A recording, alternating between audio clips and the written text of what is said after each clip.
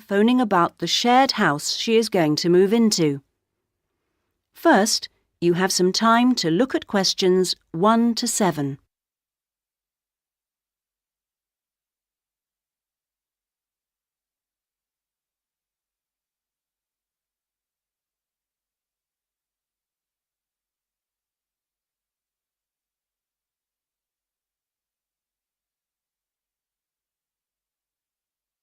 You should answer the questions as you listen, because you will not hear the recording a second time. Listen carefully to the first part of the conversation and answer questions 1 to 7.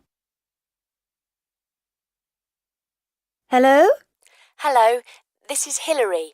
I'm calling about the house. I'm moving in next week. Oh, yes, Hilary. This is Judith. I met you when you came to look at the house. Yes, I just had a few more questions I wanted to ask. Of course. Well, first, about the rent. I realise I didn't check what it included. Yes, that's important. It includes most things. We don't have to pay extra for heating, for example, just for the telephone, which is fair enough, I suppose. Local taxes are part of the rent, so that's not a worry. That's fine. Then I remember I should have sent my letter of reference to the landlord by now, but I haven't got his address. Yes, you should get that off right away. Address it to Mr. Crawley. He's at 14 King Street. Is that in Exford? Yes. And then you'll need to put the postcode, of course. It's AP12 7QT. Got that, thanks. I also realise I don't know exactly what the house has in the way of equipment. Is there a microwave, for example? There isn't. None of us feels the need. Oh, fine. I'm sure I can do without one too. What about a hairdryer? Maybe you should bring one, if you need one. I'll buy one, yes. And TV? Oh, yes. We've got 2, in fact. Was there anything else? I just wondered if there were any rules. Not really. We share the cleaning, things like that. We do have to be careful about loud music. Yes. So we've agreed that there shouldn't be any loud music after 9, and that we don't play music at all in the living room after 10. Up to 11 in your own room's okay, as long as it's not too noisy. That sounds good. And is there somewhere safe I can keep my bike? That's difficult. To be honest, lots do get stolen round here. We haven't got a garage, so we tend to park ours in the garden so that they're hidden from the street. OK. Now, I hope you like cooking. Yes, I do. Do you all have shared meals? Not very often, actually. But when the weather's good in the summer, we like to have a barbecue together, which we do each Wednesday. We tend to go out at weekends. Sounds fun. Before you hear the rest of the conversation, you have some time to look at questions 8 to 10.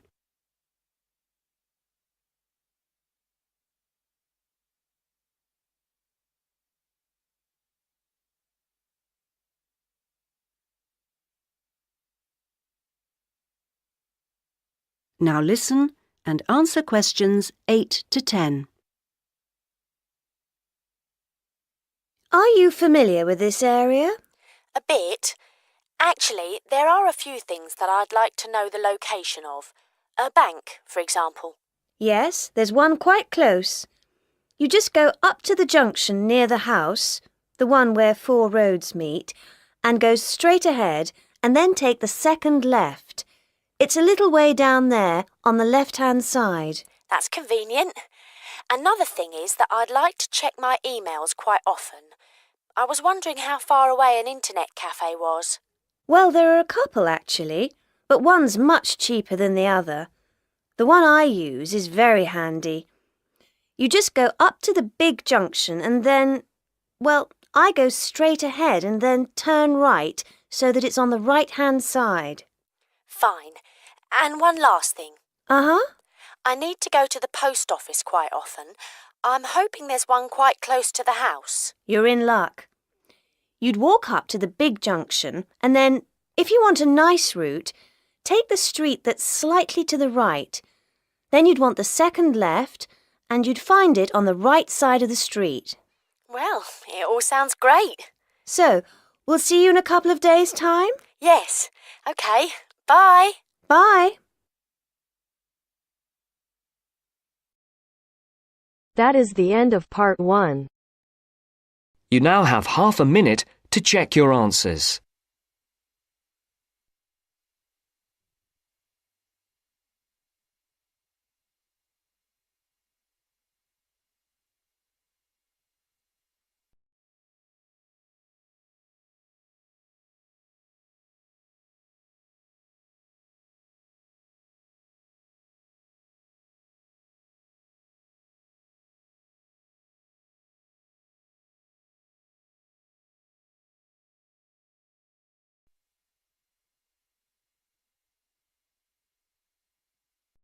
Now turns to part 2. Part 2. You will hear a podcast on Canberra's theme park. Now you have some time to look at questions 11 to 16.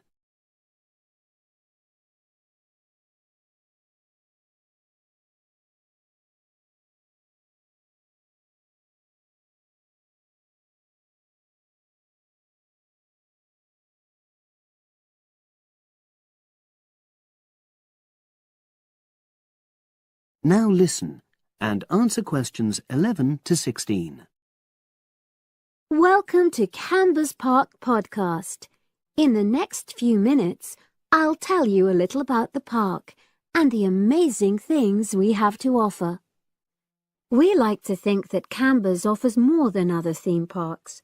Like them, we have a variety of exciting rides for people of all ages, but Canberra's also places strong emphasis on the educational experience for its visitors. Not boring facts, but lots of interactive exhibits.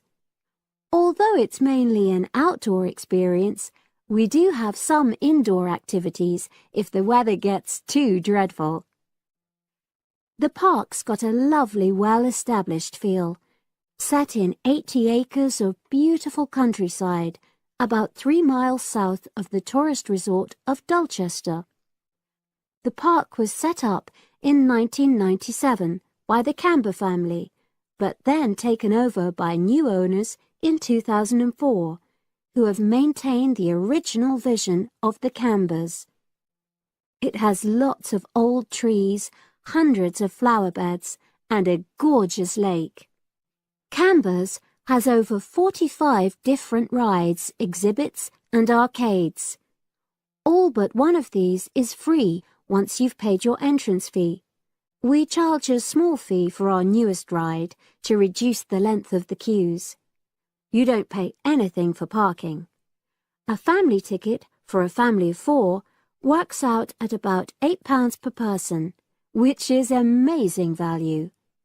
Full details of current prices are shown on our website, along with full details of rides, etc., and directions for getting to us. We also have a number of special offers.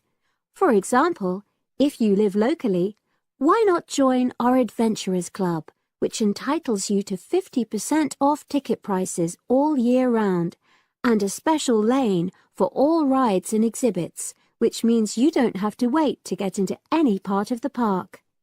See the Offers tab on the website.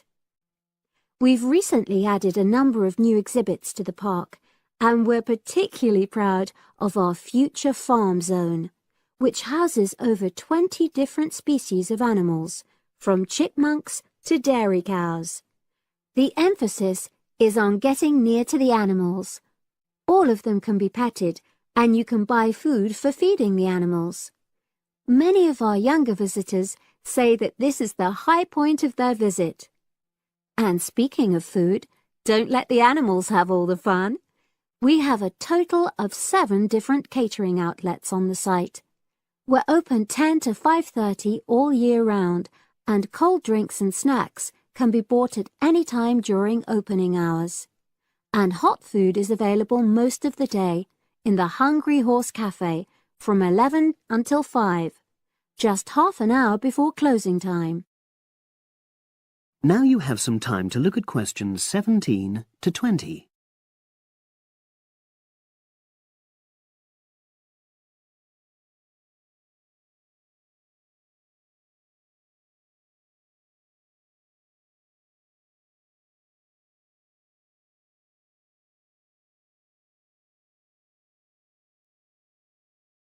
Now listen and answer questions 17 to 20.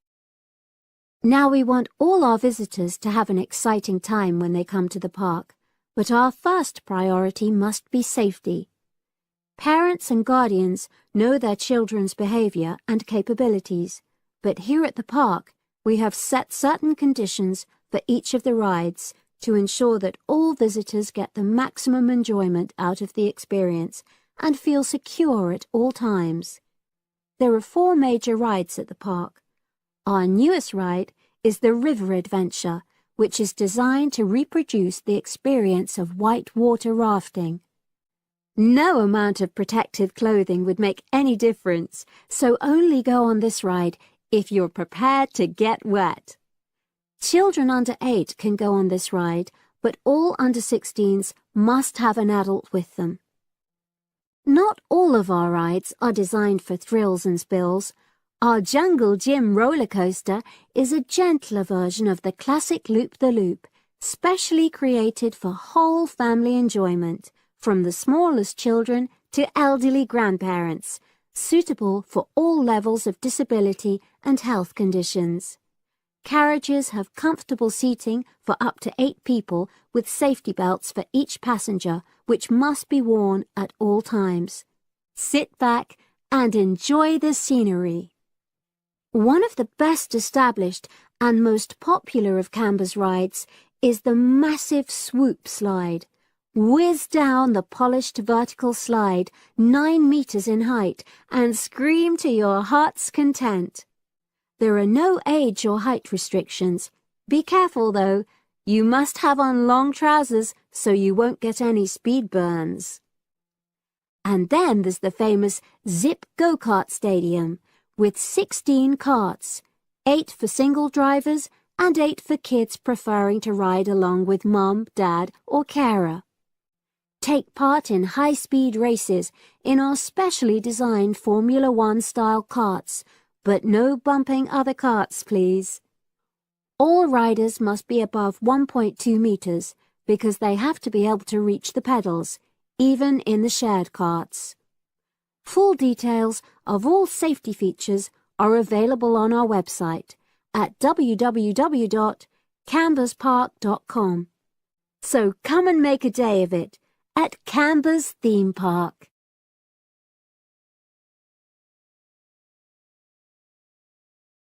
That is the end of part 2. You now have half a minute to check your answers.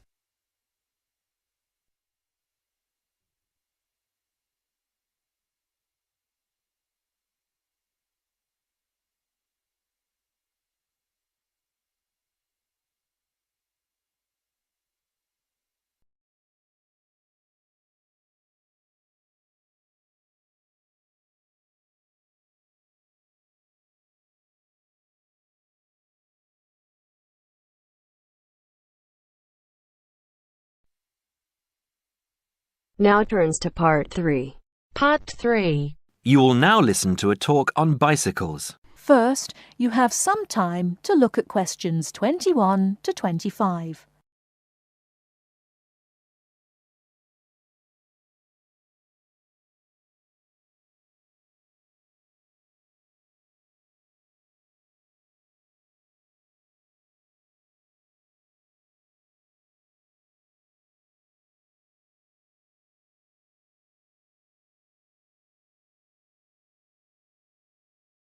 Now listen carefully and answer questions 21 to 25.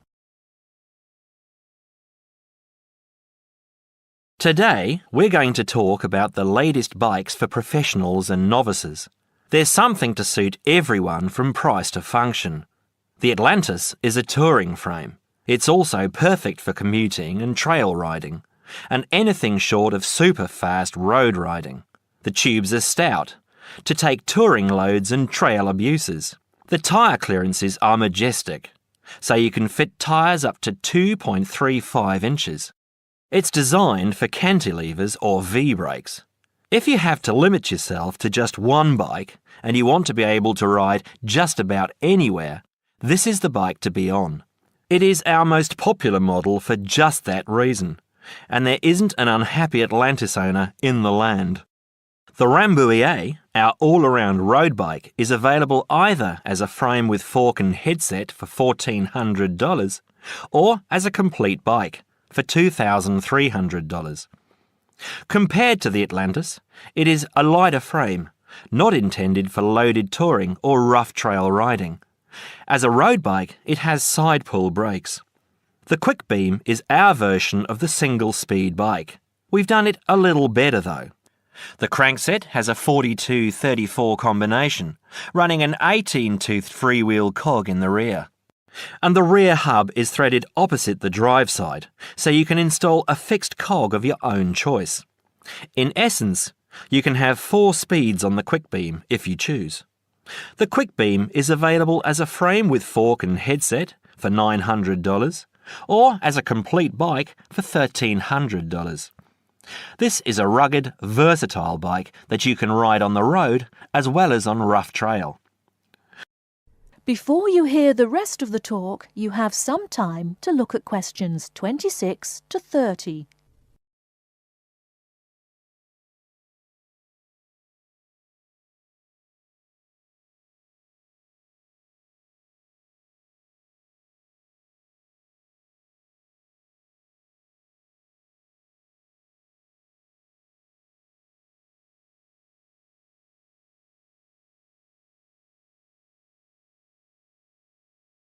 Now listen and answer questions 26 to 30. The Saluki is our roadish, light touring, randonneuring frame. It's designed for 650B wheels. If 650B means anything to you, you'll either love it or think it's marketing suicide. If you're new to 650B and a follower, you won't want it. If you're new and a rebel, you will. Now, I'll just talk a little about saddle comfort. The road bike, for the most part, has turned into a high-tech, uncomfortable machine, and the proof is all around us.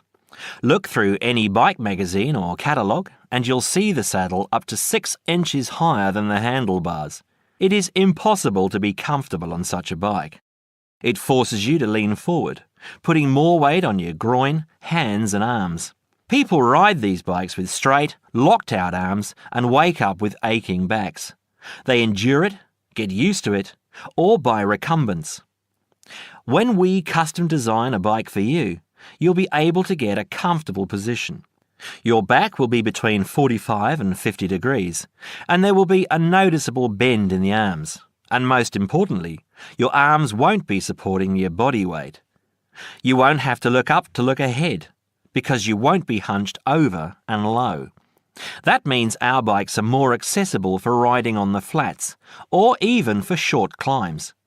We consider this when we design and build your custom frame. That is the end of part 3. You now have half a minute to check your answers.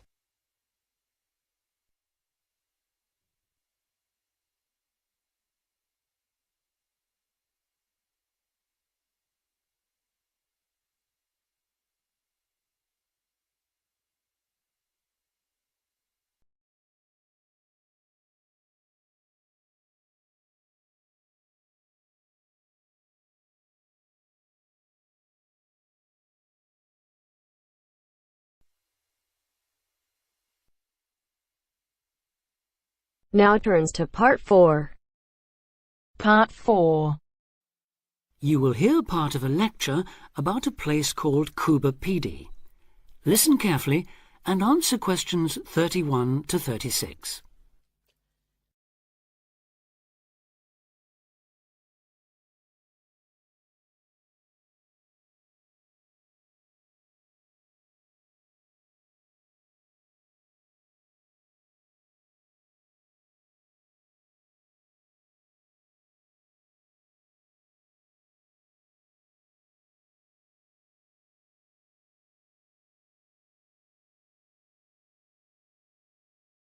Listen carefully and answer questions 31 to 36. Good afternoon. Today, we're continuing this series of talks on the development of the Australian outback with a look at Coober Pedy, the desert town of opal mines and underground living, which lies 860 kilometres north of Adelaide and 690 south of Alice Springs.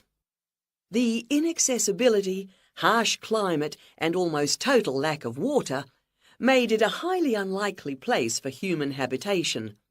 But that all started to change in 1915 with the discovery there of opals, the precious stones which seem to change colour according to their surroundings. Settlements were established following the First World War, when soldiers returning from the trenches of France brought with them the techniques of living below ground in dugouts.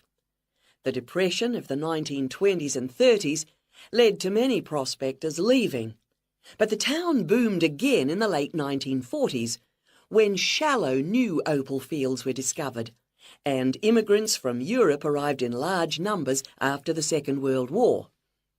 It must be remembered, though, just how hostile conditions were.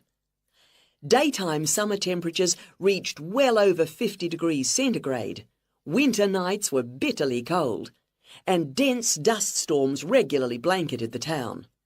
To cope with this, more and more people began living in disused mines and purpose-built subterranean houses, where the temperature remains at a comfortable 25 degrees all year round, so that eventually around 70% of the town's inhabitants had made their homes beneath the surface. This led to the construction of hotels and even churches below ground, as well as an entire underground shopping centre, the only one in the world.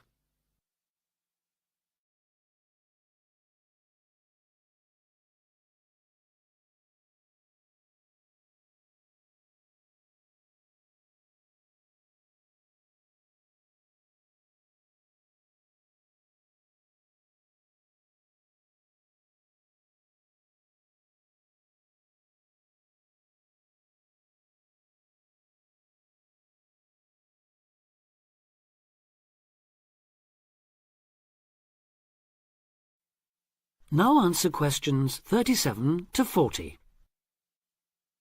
Perhaps not surprisingly, this has now led to the emergence of a secondary industry, tourism.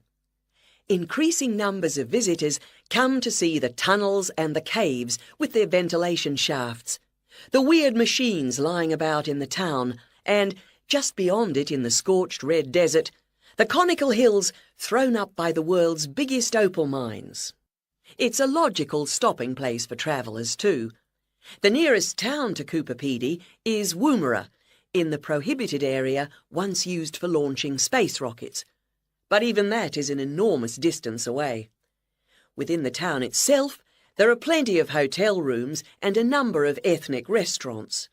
Remember that Coober Pedy is one of the most multicultural places in Australia, with an estimated 45 nationalities represented, and its very own Opal Museum.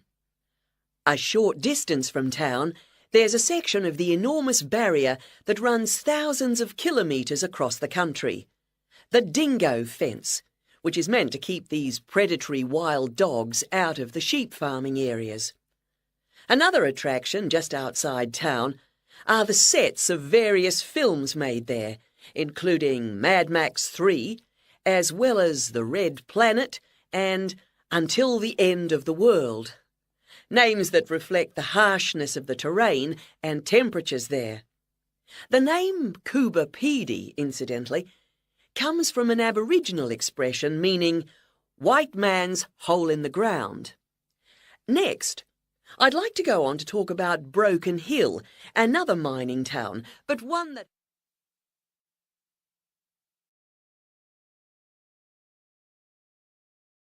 That is the end of part 4. You now have half a minute to check your answers.